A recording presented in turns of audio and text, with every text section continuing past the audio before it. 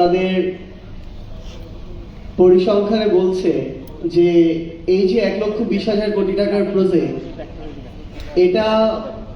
এই প্রজেক্টটা করতে টিউলিপ সিদ্দিকীকে সামনে রেখে, একজন নেগোশিয়েটর হিসেবে রেখে, টিউলিপ সিদ্দিকী, শেখ রেহানা, সজীব ওয়াজেদ জয় এবং শেখ হাসিনা, এই সিন্ডিকেট শুধু একটা প্রজেক্ট থেকে 50,000 কোটি টাকা কমিশন নিয়েছে, যেগুলো মালয়েশিয়ার বিভিন্ন ব্যাংকের মাধ্যমে বিদেশে বিভিন্নভাবে পাচার করে নেওয়া হয়েছে।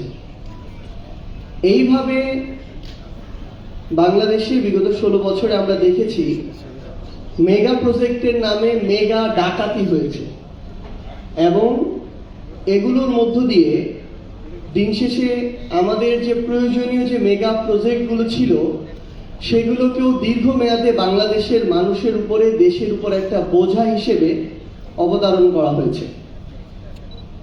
ঘটনা 2, আমরা আদানি নিয়ে একটা বিশাল আলোচনা আমরা দেখেছি কিছুদিন আগে, কয়েক বছর আগে, যাকে নরেন্দ্র মোদীর কেশিয়ার বলা হয়। তো আমরা দেখলাম যে আদানির সাথে বাংলাদেশের একটা চুক্তি হলো।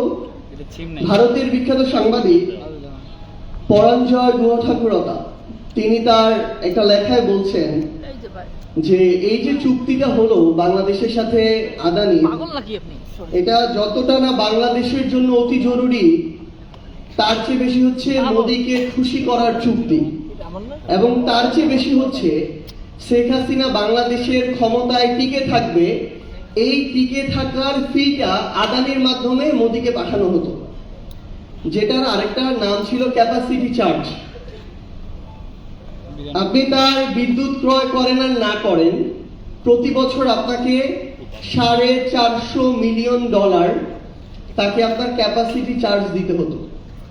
এবং তার চেয়ে বড় দুঃখজনক হলেও সত্য যে এটা যখন নীতি বহির্ভূত হচ্ছিল, তখন শুধুমাত্র ওই চুক্তিটা করার জন্য নীতিটার পর্যন্ত পরিবর্তন করা হয়। এইভাবে ক্ষমতায় টিকে থাকার জন্য ঠিকাদারদেরকে, যারা ক্ষমতায় টিকে রাখে, তাদেরকে চার্জ দেওয়া হয়েছে। আমরা যদি আরেকটা পরিসংখ্যান দেখি, ভাই একটু আগে বলেছিলেন 2009 সালে আমাদের ঋণের পরিমাণ ছিল 2,76,000 কোটি টাকার মতো, যখন আওয়ামী লীগ ক্ষমতায় আসলো।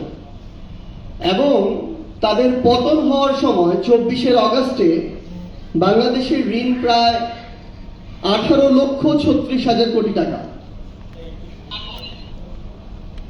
যেটা প্রায় 6 থেকে 6.5 গুণ বৃদ্ধি পেয়েছে এই অল্প কয়েক বছরে।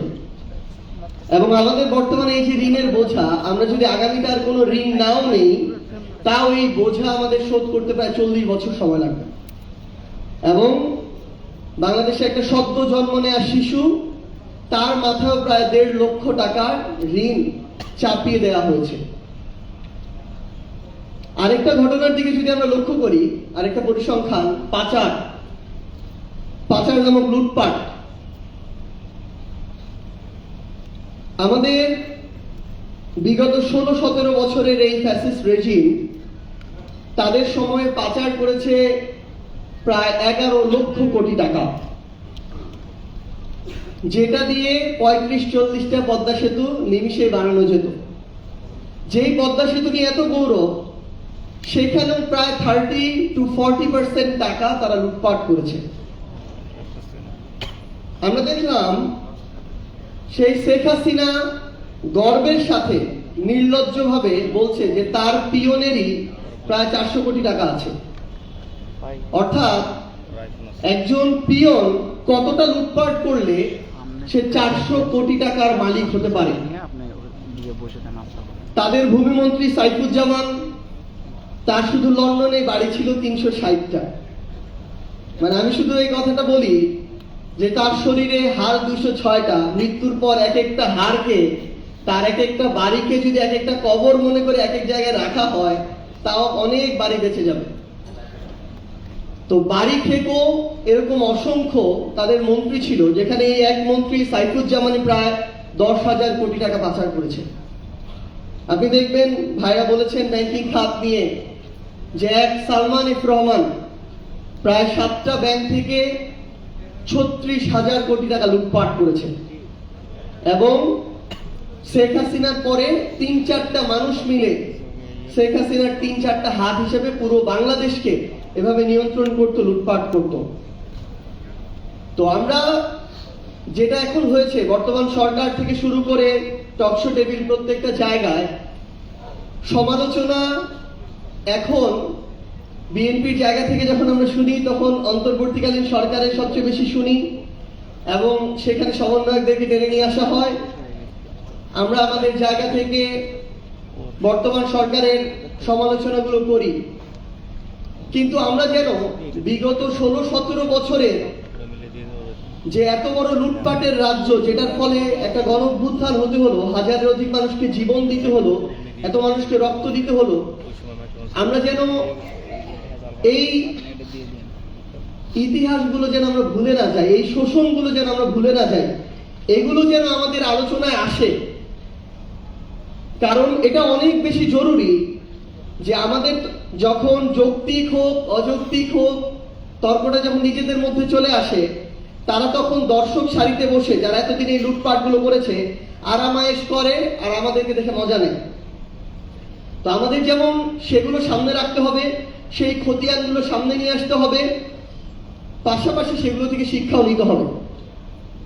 আমরা আহ্বান করব আমাদের জায়গা থেকে, জাতীয় নাগরিক পার্টি এনসিপির পক্ষ থেকে, বর্তমানে সরকারি বিএনপি রয়েছে, তাদের সংখ্যাগরিষ্ঠতা, তাদের পথ সম্পর্কে আমাদেরকে বিব্রত করছে, বাংলাদেশের মানুষকে বিব্রত করছে। আমরা তাদেরকে আহ্বান করব যে বাংলাদেশে যেন আগামীতে আর মেগা প্রকল্পের নামে মেগা ডাকাতি না হয়। বাংলাদেশে যেন আপনারা কিংবা অন্য যে কেউ ক্ষমতায় টিকে থাকার জন্য কোন ঠিকাদারকে যেন কোনো ধরনের ক্যাপাসিটি চার্জ দিতে না হয়। বাংলাদেশে যেন ঋণ খেলাপি নামক ব্যবসা আর শুরু না হয়। বাংলাদেশে যেন পাচার নামক লুটপাট আর না হয়। আমরা অন্তর্বর্তীকালীন সরকারের সময় বিভিন্ন গল্প শুনতাম। আজকে এনবিআর আমাদের টপিকের একটা অংশ। এনবিআর এর চেয়ারম্যান নেওয়া হবে নাকি, এটার জন্য বিভিন্ন জায়গা থেকে গল্প শোনা যেত যে এ নাকি 100 কোটি টাকা দিতে রাজি, সে নাকি 120 কোটি টাকা দিতে রাজি। কেউ বলছে 150 কোটি হলেও সমস্যা নাই, আমরা দিব, কিন্তু আমাদের যদি কোনোভাবে ওইখানে চেয়ারম্যানটা বসে। এখন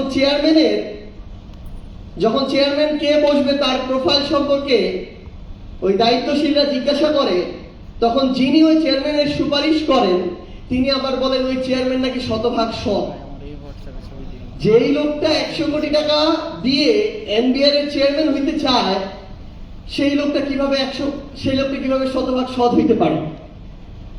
এবং পরবর্তীতে ওই লোকটার থেকে আবার বিভিন্ন মাধ্যমে দায়িত্বশীলদের কাছে উত্তর যায় যে সেই লোকটার 1 টাকা দেওয়ারও সামর্থ্য নাই। অন্য কিছু মানুষ 100 কোটি টাকা দিয়ে সেই লোকটা ভালো দেখে তাকে সেখানে বসাইতে চায়। তাহলে একবার চিন্তা করেন যে ওই মানুষটাকে যারা এই টাকাটা দিয়ে বা ইনভেস্ট করে সেখানে বসাবে, তারা সেখান থেকে দেশের মানুষের রাজস্বের কত হাজার হাজার কোটি টাকা লুটপাট করবে, দেশকে বঞ্চিত করবে।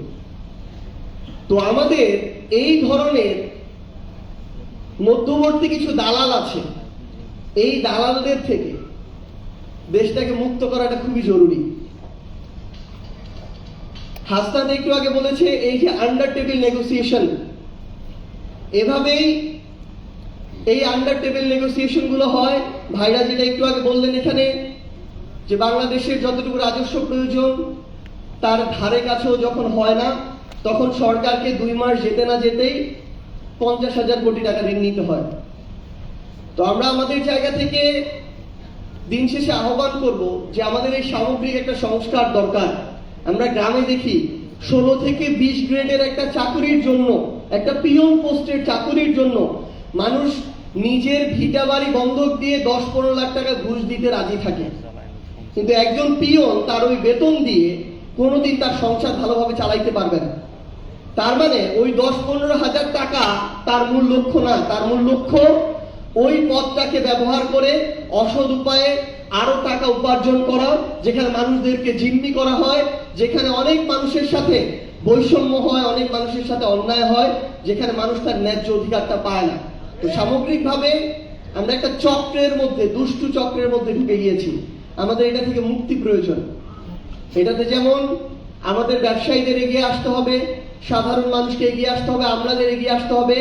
সবার আগে যারা এই পলিসি মেকার, যারা আজকে আমাদের এই সরকার চালাচ্ছেন, যারা ক্ষমতায় থাকেন, তাদেরকে এগিয়ে আসতে হবে। আপনাদের যদি সদিচ্ছা থাকে, আমরা বিশ্বাস করি আমরা প্রত্যেকেই আপনাদেরকে সহযোগিতা করার জন্য প্রস্তুত আছি। পরিশেষে শুধু এটুকুই বলতে চাই যে এই বিএনপি সরকার কিংবা বর্তমান সরকার, আমরা তাদেরকে চাই তারা তাদের জায়গা থেকে যেন আমাদের কাঙ্ক্ষিত বাংলাদেশ গড়ার নেতৃত্বটা, যার সবচেয়ে ক্রুশিয়াল সময় আগামী 5 বছর, তারা যেহেতু সরকারে আছে, তারা যেন এই নেতৃত্বটা নেয়, নেতৃত্বটা দেয়। তারা যেন এটা মনে রাখে যে তারা যত অপচেষ্টাই করুক না কেন, তাদেরকে যতজন যতভাবে প্রভাবিত করুক না কেন, কিংবা তাদেরই যতভাবে এটাকে ভিন্ন খাতে নেয়ার ইচ্ছা থাকুক না কেন, তারা চাইলেও এটা আগামীতে করতে পারবে না, আমরা করতে দিব না।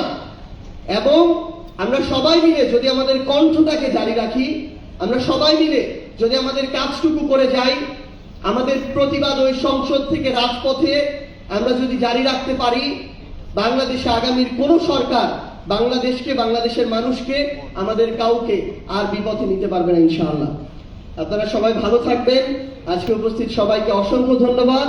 ইনশাআল্লাহ আগামীতে আবারও এভাবেই দেখা হবে। আজকে আমাদের এই যে প্রথম সেশন, এই সেশনের এখানে সমাপ্তি ঘোষণা করছি। আসসালামু আলাইকুম।